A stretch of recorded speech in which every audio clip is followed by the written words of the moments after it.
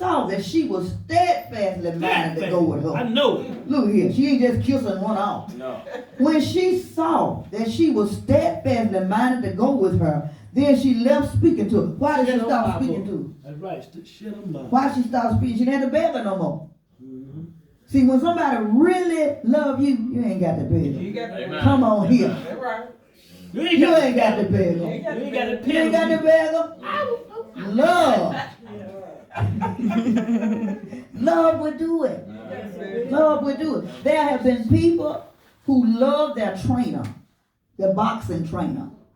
And they really didn't want to fight again. But they love the trainer. That's right. So said, Jesus, I'll do that for you. I'm going to do that for you. Somebody going to knock you all upside the head, but you going to, because he loved that trainer, he decided to do it. Okay? So now this woman has proven to Naomi that, yes, I want to go with you. She wasn't going to go. You know how some children, you said, that when you come over the house, I want to go with you, Grandma. I want to go. Then when they get home, I want my mama. I want my mama. So Ruth didn't do that. She was sold out. Amen. On the God of Israel. Amen. On the God of Israel. Okay? Number 19. So the two went until they came to Bethlehem. And it came to pass when they would come to Bethlehem that all the city was moved about them. And they said, is this Naomi? Why were they moved? Talking about obeying, trusting, and obeying now. Why was the city alert when they saw her coming? What were they thinking? You see, all the city was moved when they found out that Naomi was back in town. Why was they curious about her? Go ahead, brother. I'm thinking that maybe they thought since she had lost her husband and sons that she was just going to be down and out and just was going to stay where she was and not return to her home. Some of them were naysayers and some of them were curious. They said, see that she shouldn't have left. Wish she shouldn't have. But still, you know. They looking at her, she ain't got nothing. Right. You know, and then she trusts to come up with him with a Moabite. You know, so they were talking. They were talking some stuff. She done lost everything, goes to girl. And they could have thought that she had converted over to believe in what the Moabite. Amen. So they were talking. They didn't know what she was about. Right. Amen. Okay. Number 20. And she said unto them, call me not Naomi, call me Mara, for the Almighty has dealt very bitterly with me. Amen. But guess what? He made it up to her. He made it up to her. Well, even when we be disobedient and go outside the will of God and we come back, he can make it up to you. He can make it up to you. Okay? 21. I went out full, and the Lord has brought me home again empty.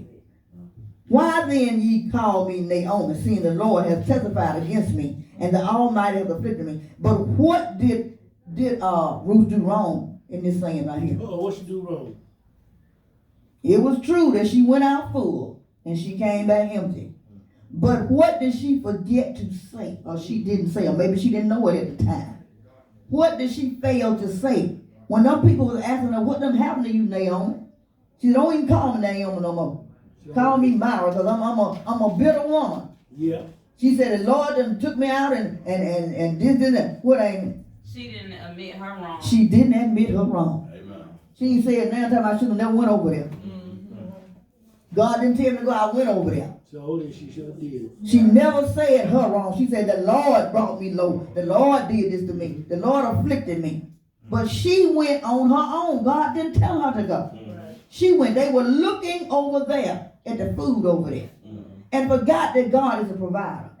The Moabite wasn't the provider. God is the provider. God is the provider. Amen. Okay, 22. So Naomi returned, and Ruth the Moabitess, her daughter-in-law, with her. You know they were talking. This Moabite woman with Ruth, with Naomi, she done got a foreigner with her.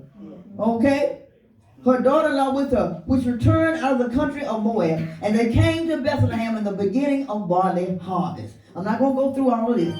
But what I'm trying to tell you today, that when we trust and obey God, now it would have been different if God had told her to go over there. Right. Then she would have understood all these things. But she was putting everything on God. Yeah. The Almighty, she said, and brought me low. The Almighty changed my name, because my name ain't Naomi no more. It's Myra. I'm a bitter woman. Okay? But the thing about it is God was still looking at her what? Hard. Hard. Yeah. He's still looking at her. Because for Ruth to focus in on the fact that she was a godly woman, it was something she was doing right. Something she did right. She was still doing right. She was still worshiping God. You see what I'm saying?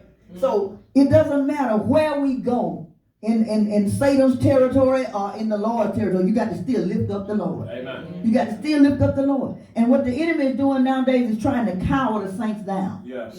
He said, don't you say that? Don't you say that? And the Lord had given me something. I'm working on it now.